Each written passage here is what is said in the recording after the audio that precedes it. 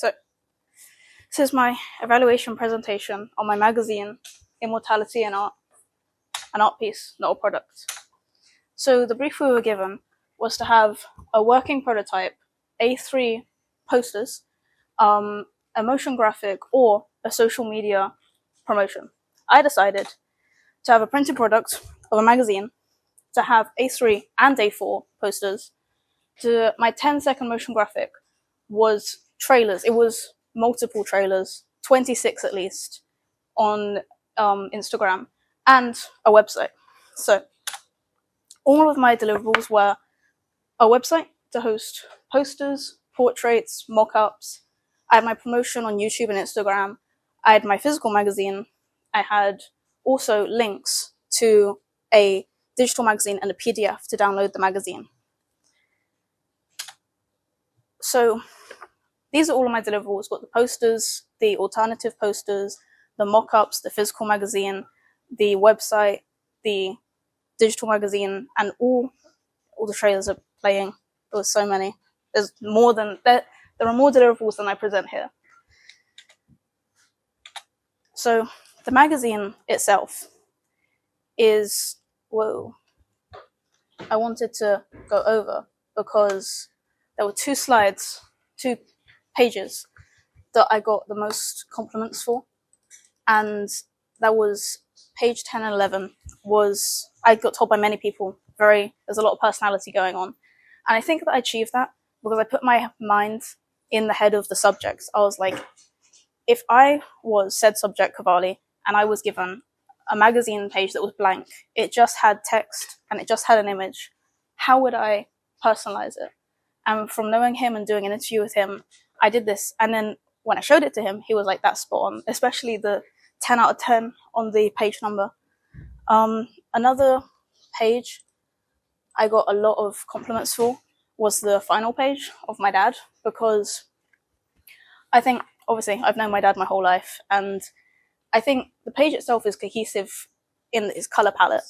It's got purple of the image, purple of my graphic. The magpie is blue toned. It's strange because it's a cool toned slide, but it's actually pretty warm. At least has a warm feeling to it. And another deliverable I wanted to show was the introduction trailer. Cavalli, Jack, Emily Rovi, Zachariah, Sarah, Stephen Jones. That's a great question. Who am I? It's not often that someone asks you who you are. I think in our pursuit to become better people, we lost the definition of ego. And I think we attributed forgetting ourselves as a morally kind act when it's just not. The really kind act is remembering and knowing yourself in a position to help other people. I feel like a lot of Gen Z people don't have a third space. Doesn't matter what you do in life, doesn't matter who you are in life, treating people fairly and with respect and being happy is the most important thing. You can't be great, you can't have talent, and you can't be an amazing person without the foundation of being a good person. If you're an amazing person, you don't get to show you being a fantastic person. The strongest people are the kindest people.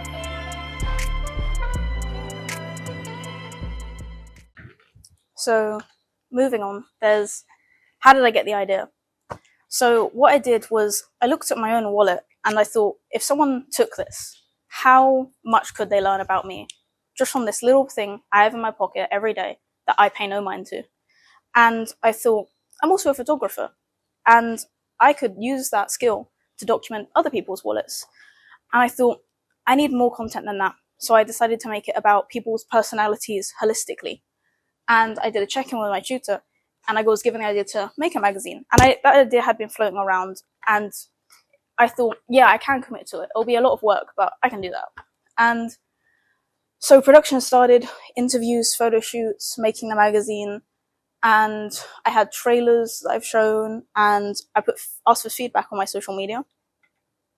For the ongoing research, I was influenced by so many artists, depending on what my subject's favorite art style was.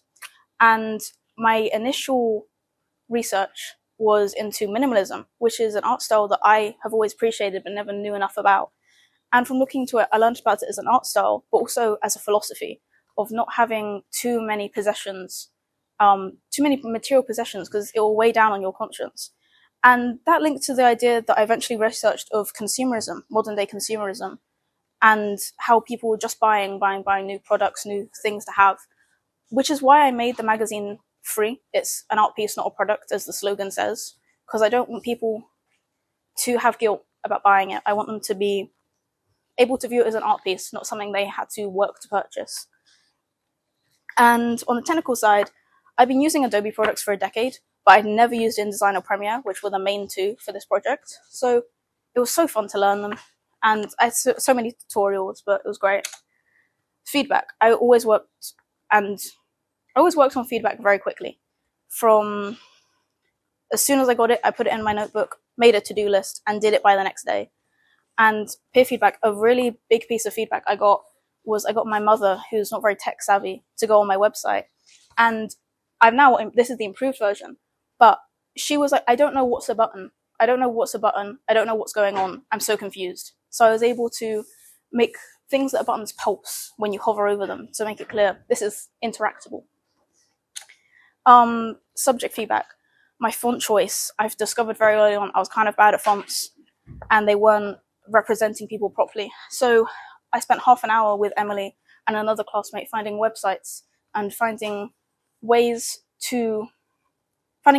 to help us discover what's her font.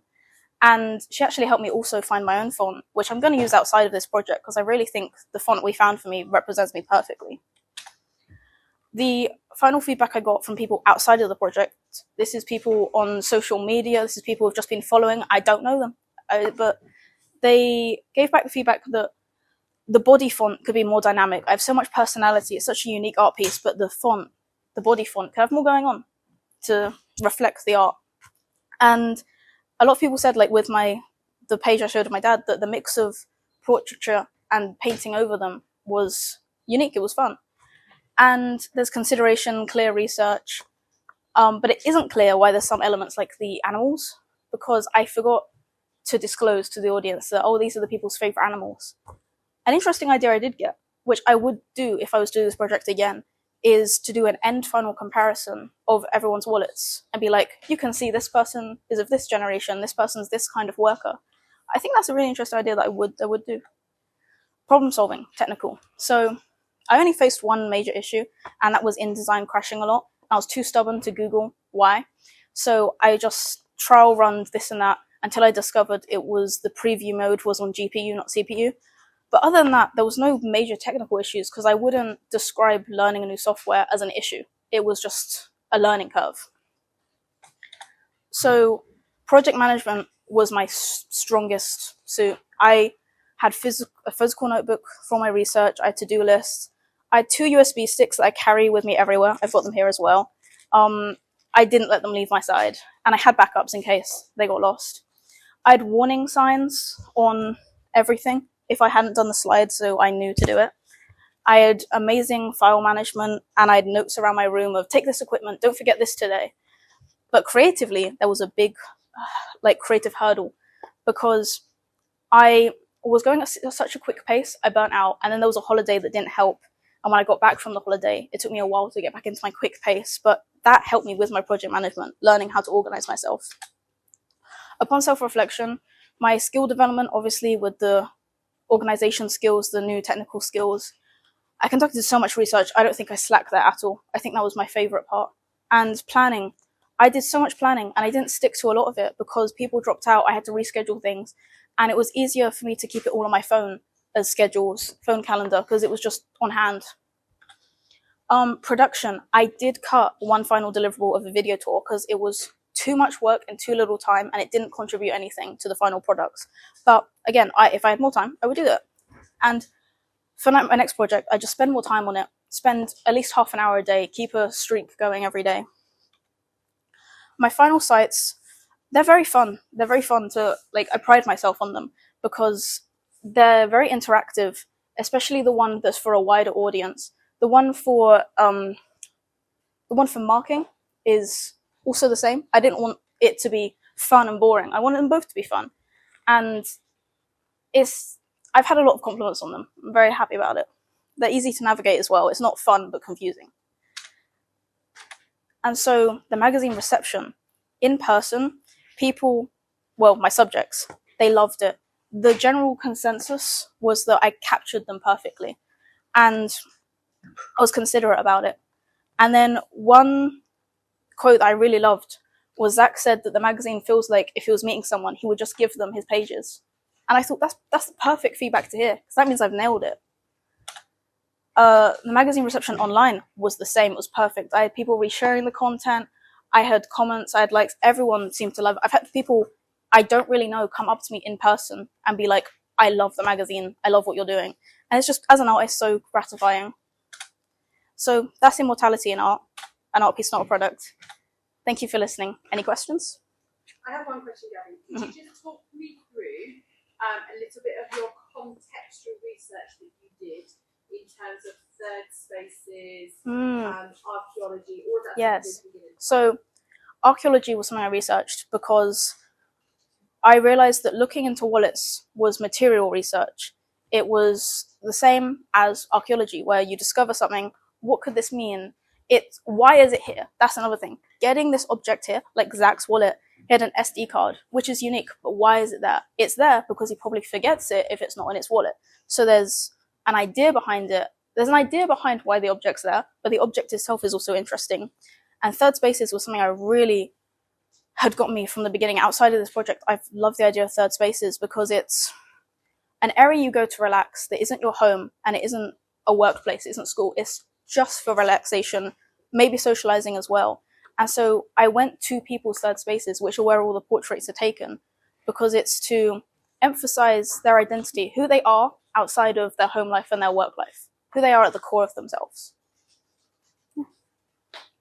Thank you.